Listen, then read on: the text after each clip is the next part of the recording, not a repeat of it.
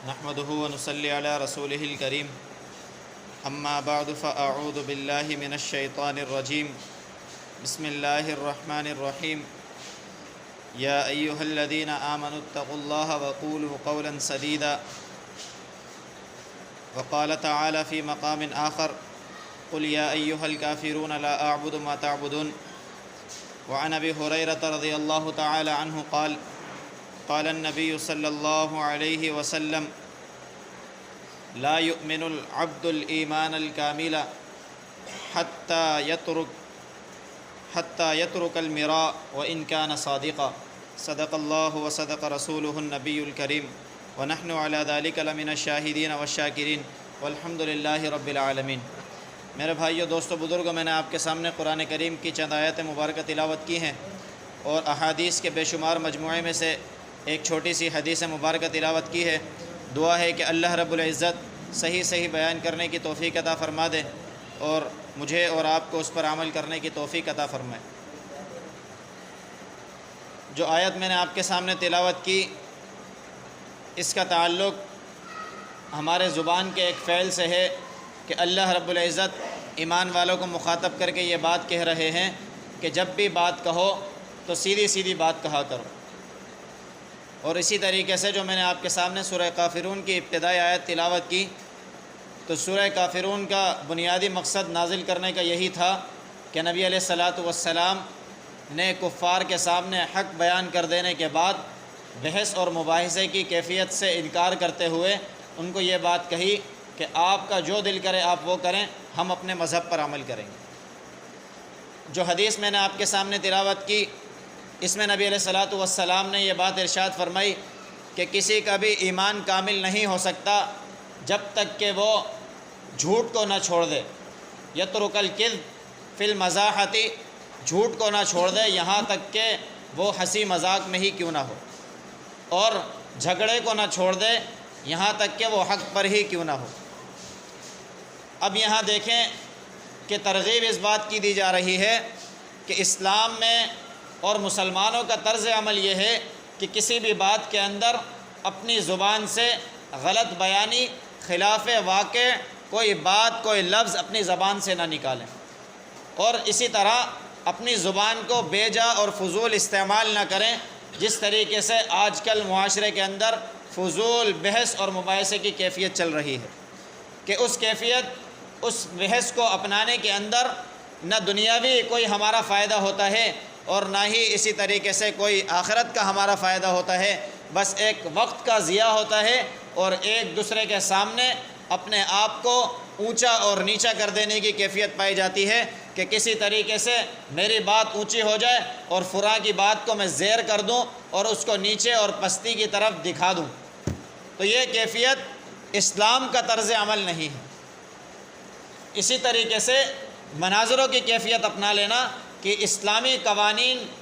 اسلامی قانون کے اوپر بحث اور مباحثے کی کیفیت اپنا لینا، یہ بھی کوئی اسلام کا طریقہ نہیں ہے کہ جس کو اسلام نے پسند کیا ہو۔ کہ دیکھیں،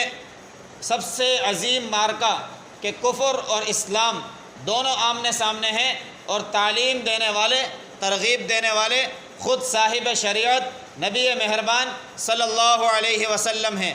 وہ کفار کو حق بیان کر دینے کے بعد کہ بھئی اسلام یہ مذہب ہے اور اسلام توحید کا داعی ہے کہ اللہ رب العزت ایک اکیلے معبود ہیں، اسی طریقے سے میں اللہ کا رسول ہوں اور آخرت کا دن ایک نہ ایک دن قائم ہونے والا ہے، اس پر تم ایمان لے آؤ، یہ اسلام کا پیغام ہے۔ یہ پیغام دے دینے کے بعد جب کفار اپنی بات پر جمے رہے اور اپنی بات سے ہلنے کو تیار نہ ہوئے، تو نبی علیہ الصلاۃ والسلام نے مناظرے کی کیفیت نہیں اپنائی کہ ان کے سامنے کہا ہو کہ آپ سامنے بیٹھ جائیں اور میں بھی بیٹھ جاتا ہوں اور آپس میں گفتگو کر لیتے ہیں کہ جو حق ہو اس کو مان لیں گے،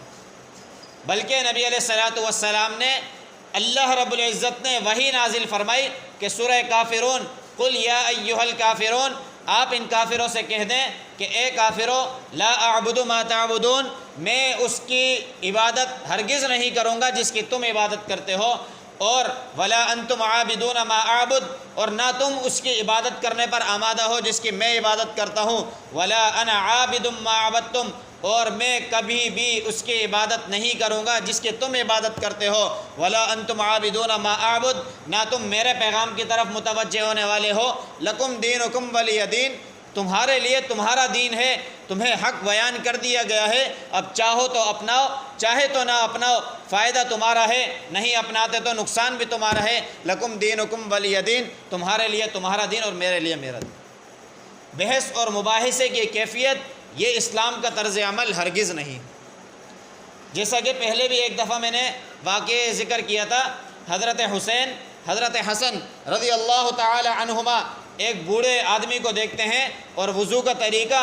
وہ وضو غلط طریقے سے کر رہے ہوتے ہیں، تو ان کے سامنے جا کر وہ یہ نہیں کہتے کہ ہم نواسہ رسول ہیں اور آپ وضو غلط طریقے سے کر رہے ہیں، بلکہ انہوں نے جو طرز عمل اپنایا، آپس میں گفتگو کی، مشورہ کیا کہ اب یہ تو بڑی عمر والے ہیں، ان کو کس طریقے سے سمجھایا جائے، تو دونوں نے مشورہ کر دینے کے بعد یہ بات طے پائی کہ ہم ان کے سامنے جا کر یہ بات رکھتے ہیں کہ ہم آپ کے سامنے وضو کر رہے ہیں، آپ دیکھ کر یہ بتائیں کہ ہم وضو صحیح کر رہے ہیں یا غلط۔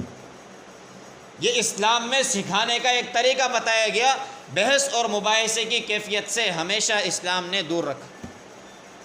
دوسری بات جو حدیث مبارکہ کے اندر ارشاد فرمائی کہ یترک الکذب، کہ ایمان کامل اس وقت تک نہیں ہو سکتا جب تک کہ جھوٹ کو ہم نہ چھوڑ دیں، یہاں تک کہ جھوٹ مذاق میں ہی کیوں نہ ہو۔ جھوٹ ہمیشہ سے ہی مبغوض ہے، کسی طرح سے اسلام میں پسند نہیں کیا گیا، اس کے باوجود نبی علیہ الصلاۃ والسلام نے اس بات کی صراحت فرمائی کہ مذاق میں بھی جھوٹ نہیں بولنا۔ کہ آج دیکھنے میں یہ آتا ہے کہ فلاں وقت کوئی بات ذکر کی ہو تو جب اس سے ذکر کیا جائے کہ آپ نے فلاں وقت فلاں بات کا تذکرہ کیا تھا تو فوراً سے یہ کہہ دیتا ہے کہ بھائی میں نے تو مذاق میں کیا۔ تو یہ طرز عمل چاہے مزاح میں کیوں ہی نہ ہو، یہ اسلام کا طریقہ نہیں ہے۔ نبی علیہ الصلاۃ والسلام مزاح کے قائل بھی تھے اور ترغیب بھی دیتے تھے کہ تم اسلام کے اندر خشک مزاجی کے ساتھ داخل نہ ہو، کہ اپنے اوپر ایسے تیور چڑھا کر رکھو کہ لوگ تمہارے مزاج کو دیکھتے ہوئے اسلام سے بدظن ہو جائیں کہ یہ عجیب خشک قسم کے لوگ ہیں۔ بلکہ خود نبی علیہ الصلاۃ والسلام بھی وقتاً فوقتاً مزاح فرما لیا کرتے تھے، جیسا کہ واقعات آپ نے پڑھے ہوں گے سیرت کی کتابوں میں۔ ایک بوڑھی کا واقعہ آتا ہے کہ نبی علیہ الصلاۃ والسلام سے ذکر کیا کہ یا رسول اللہ میرے لیے دعا فرما دیجئے کہ میں اللہ رب العزت مجھے جنت میں داخل فرما دیں، تو نبی علیہ السلام نے کہا کہ کوئی بوڑھی جنت میں نہیں جائے گی۔ اب بظاہر تو ایسا لگا کہ نبی علیہ الصلاۃ والسلام نے اس کو منع کر دیا کہ آپ جنت میں نہیں جا رہے ہیں۔ جب دیکھا کہ اس کے اوپر بیزاری کی کیفیت طاری ہو رہی ہے اور نا امیدی کی کیفیت طاری ہو رہی ہے، تو نبی علیہ الصلاۃ والسلام نے فوراً سے کہا کہ بھائی بوڑھی عورت کوئی جنت میں نہیں جائے گی، بلکہ آپ ہمیشہ جو بھی جنت میں جائے گا وہ جوان ہو کر جائے گا۔ وقتی طور پر مزاح بھی فرمایا، مسکراہٹ بھی چہرے پر آئی، لیکن جھوٹ نہیں اپنایا۔ ایک موقع پر ایک شخص نے نبی علیہ الصلاۃ والسلام سے عرض کی کہ یا رسول اللہ مجھے ایک اونٹ عنایت فرما دیں، اور اس وقت آپ سب کو معلوم ہے کہ اونٹ ایک تیز رفتار اور بڑی آرام دہ سواری اور بڑی لگژری سواری شمار کی جاتی تھی۔ تو نبی علیہ الصلاۃ والسلام نے کہا میں تمہیں اونٹ نہیں دیتا بلکہ اونٹ کا بچہ دیتا ہوں۔ بات صرف مزاح کی طرف موڑ دی، اس نے فوراً سے کہا میں اونٹ کے بچے کا کیا کروں گا یا رسول اللہ، مجھے تو اونٹ چاہیے جس پر میں سواری کر سکوں۔ تو نبی علیہ السلام نے کہا کہ میں تمہیں کیا کوئی اونٹنی کا بچہ نہیں ہوتا؟ اونٹ جو میں آپ کو دے رہا ہوں وہ بھی تو اونٹنی کا بچہ ہی ہوگا۔ تو مزاح بھی فرمایا، لیکن مزاح کے اندر جھوٹ کو نہیں اپنایا۔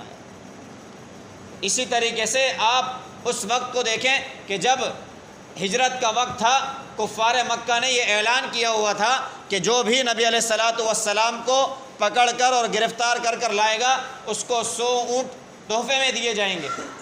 اور 100 اونٹوں کی آج بھی مالیت کروڑوں میں جاتی ہے، اس وقت تو ویسے ہی بہت زیادہ تھی۔ تو کفار نبی علیہ الصلاۃ والسلام کی تلاش میں نکلے ہوئے تھے کہ کسی طریقے سے ہم اس انعام کے مستحق ہو جائیں۔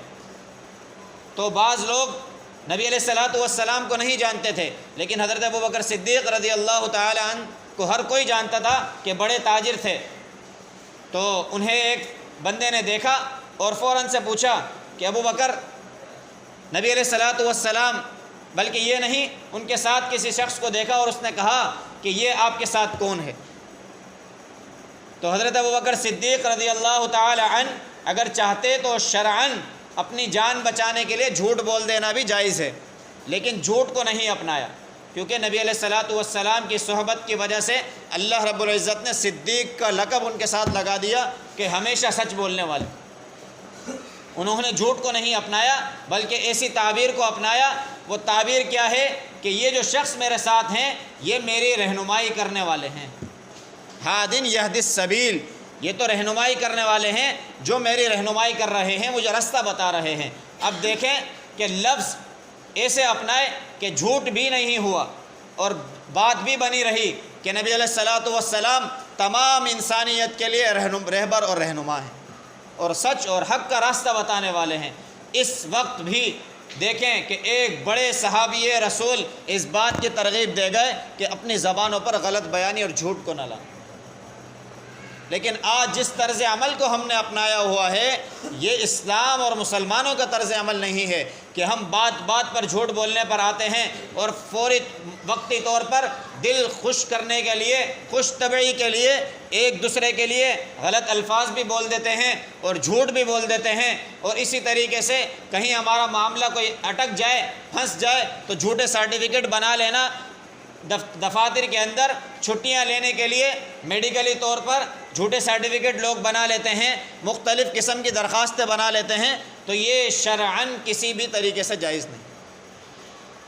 اتنے بڑے واقعات میں نے آپ کے سامنے کیے کہ دیکھیں جان پر بنی ہوئی ہے، اور نبی علیہ الصلوۃ والسلام اور اسلام میں سب سے پہلے داخل ہونے والے حضرت ابوبکر صدیق رضی اللہ عنہ اپنی زبان سے غلط بیانی نہیں کر رہے۔ اسی طریقے سے بحث اور مباحثے کی جو کیفیت آج ہمارے معاشرے میں پائی جاتی ہے، ہر طرز عمل میں چاہے بولنا آئے یا نہ آئے،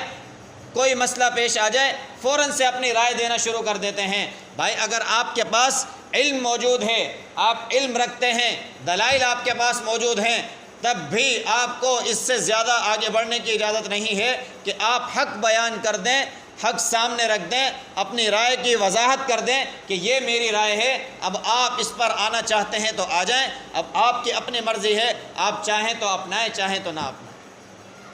لیکن اسلام کسی صورت بحث، مباحثے اور جھوٹ کی اجازت نہیں دیتا۔ اسلام ہمیشہ سے یہ چاہتا ہے کہ آپ سچائی کے اوپر اپنی بنیاد رکھیں۔ یہی وجہ ہے کہ جو آیت میں نے آپ کے سامنے تلاوت کی یہ وہ آیت ہے کہ جو خطبہ نکاح کے اندر بھی اسلام کی طرف سے پڑھنا مستحب قرار دی گئی کہ نبی علیہ الصلوۃ والسلام نے یہ ترغیب دی کہ ان 3 آیات مبارکہ کو اپنے خطبہ نکاح کے اندر شامل کر لو کہ جب تم اپنی زندگی کے نئے پیرائے میں داخل ہو رہے ہو تو اپنے عزم کو دوبارہ سے تازہ کر لو، اتقوا اللہ، اللہ کا خوف اپنے دل کے اندر لے آؤ، وقولوا قولا سدیدا، اور سچی بات۔ اسلام جھوٹ کی طرف کسی کو راغب نہیں کرتا۔ آج ہمارے طرز عمل کی وجہ سے لوگ اسلام سے اور اسلام کے طریقے سے بدظن ہو رہے ہیں کہ ہم نے جو طریقہ اپنایا ہے وہ طریقہ تو اسلام کا نہیں ہے، لیکن ہمارے اپنانے کی وجہ سے لوگ یہ سمجھ رہے ہیں شاید اسلام اس طریقے کی دعوت دے رہا ہے، بلکہ اسلام تو یہ کہتا ہے ادعو الی سبیل ربک بالحکمت والموعظۃ الحسنہ، کہ اللہ کے دین کی طرف لوگوں کو بلاؤ حکمت کے ساتھ، کہ جو بات حکمت اور بصیرت والی ہو، جیسا کہ میں نے حضرات حسنین کا واقعہ آپ کے سامنے ذکر کیا کہ اچھی نصیحت کے ساتھ ایک واقعہ اور تربیت انہوں نے فرما دی، اور اسی طریقے سے جو بات رکھنی ہو وہ حق نیت کے ساتھ لوگوں کے سامنے رکھیں کہ لوگوں کے دل پر اللہ رب العزت کی طرف سے اس بات کا اثر آ جائے، نہ کہ یہ طریقہ اپنائیں کہ جو دنیا میں آج رائج ہے، جس کے اندر ہم سب مبتلا ہوتے چلے جا رہے ہیں، چاہے سیاسی پہلو ہو، بولنا آئے یا نہ آئے، لیکن اس میں گفتگو کرنا اپنے لیے صف اول میں شامل کرنے والے ہوتے ہیں۔ کوئی میڈیکل کا مسئلہ آ جائے، مسئلہ بتانا آئے یا نہ آئے، دوائی تجویز فوراً سے کر دیتے ہیں، شرعی مسائل بتانے آئیں یا نہ آئیں فوراً سے اس مسئلے کا حل بتا دیتے ہیں۔ تو میرے بھائیو، دوستو، بزرگوں، اپنی زبانوں کو لگام دینے کی کوشش کریں کہ کسی بھی معاملے کے اندر یہ جو تعلیم یافتہ لوگ ہیں اس معاملے کے اندر انہوں نے تحقیق کی ہوئی ہے، ان تک ان لوگوں کی رسائی کر دیں۔ یہی ہدایت ہے، یہی رہنمائی ہے کہ آپ لوگوں کو صحیح راستہ بتا دیں۔ آپ کو راستہ بتانے کی اجازت ہے، حل بتانے کی اجازت نہیں ہے کہ آپ فوراً سے اس کو یہ حل بتا دیں کہ آپ یہ عمل کر لیں اور آپ کا کام ہو جائے۔ دعا ہے کہ اللہ رب العزت ہمیں اسلام کے حق اور سچ بات، حق نیت اور حق طریقے سے کہنے کی توفیق عطا فرما دے۔ وآخر دعوانا ان الحمد للہ رب العالمین۔ الحمدللہ رب العالمین والعاقبۃ للمتقین والصلاۃ والسلام علی سید الانبیاء والمرسلین